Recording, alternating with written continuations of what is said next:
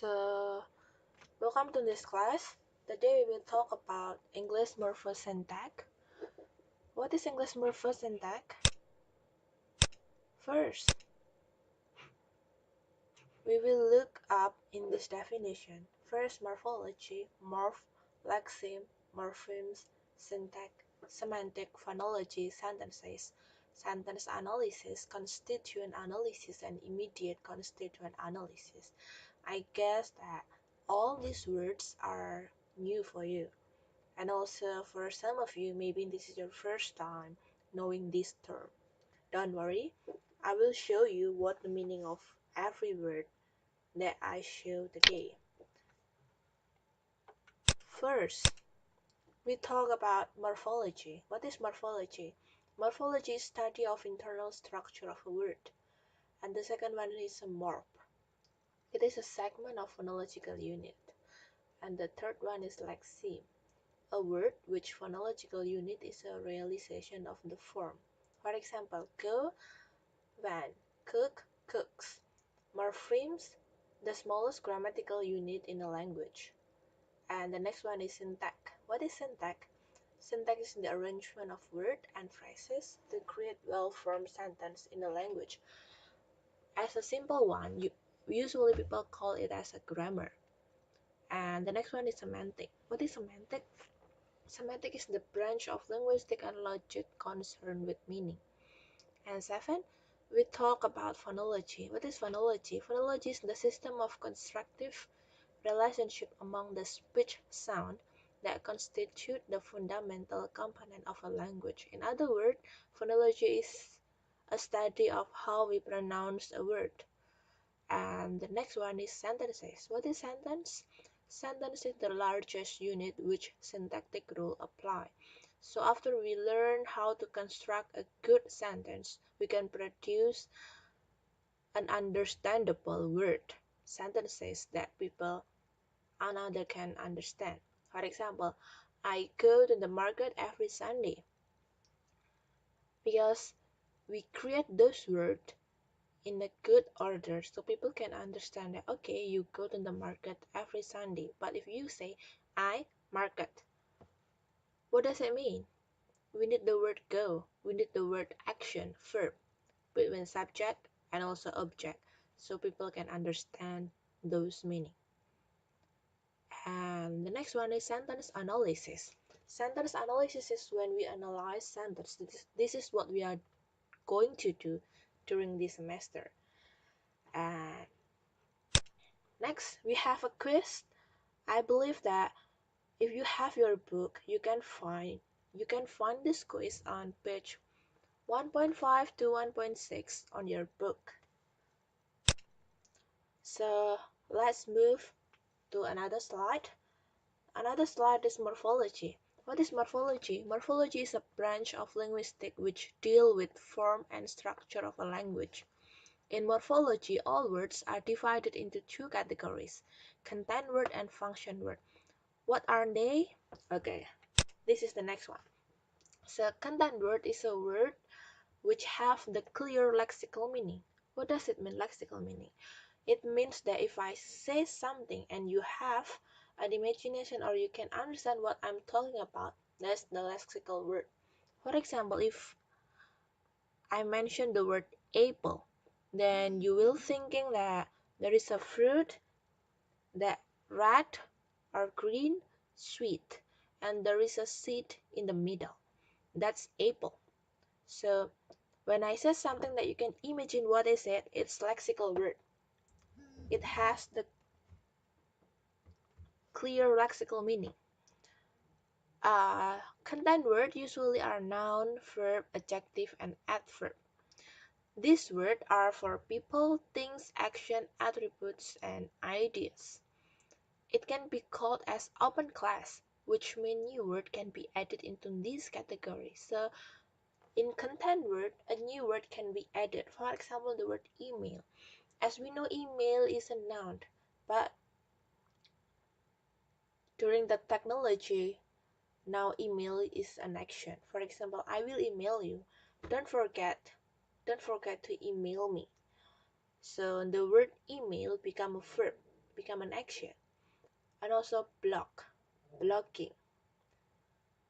Function word, in the other side, function word is words that do not have any clear lexical meaning, but they serve as a functional purpose in a language. For example, conjunction, articles, preposition, and pronoun.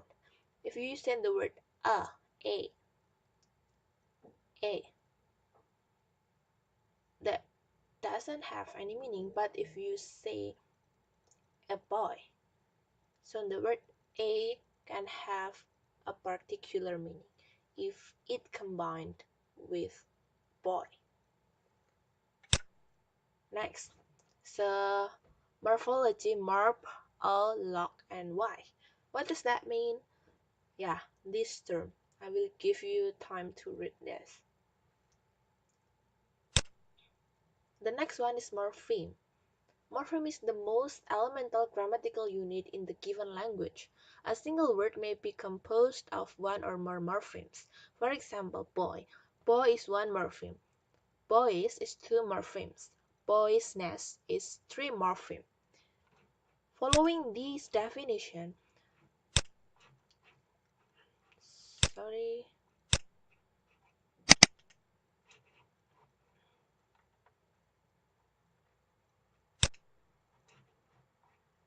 okay, following to this definition, so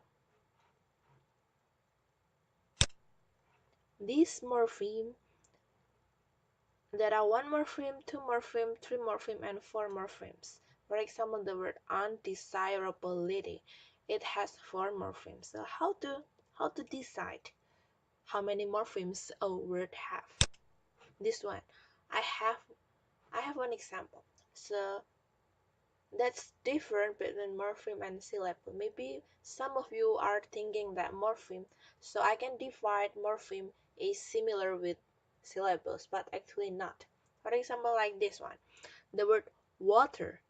Water, it has two syllables, but water itself, it only have one morpheme because it only have one meaning. For example, the word desire. Desire itself, it has two morpheme, but desire, it has only one meaning, so we can call desire only have one morpheme.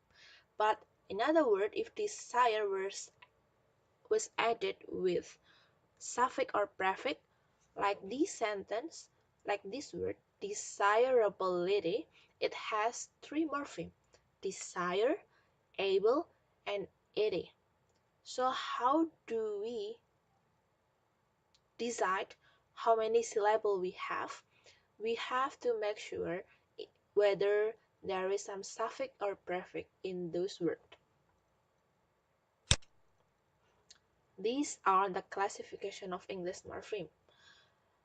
Morphemes are divided into free and bound morpheme, and there are two categorization in the free morpheme itself: open class and closed class. As we talked previously, open class means content or lexical word, like verbs, noun, adjective, and adverb.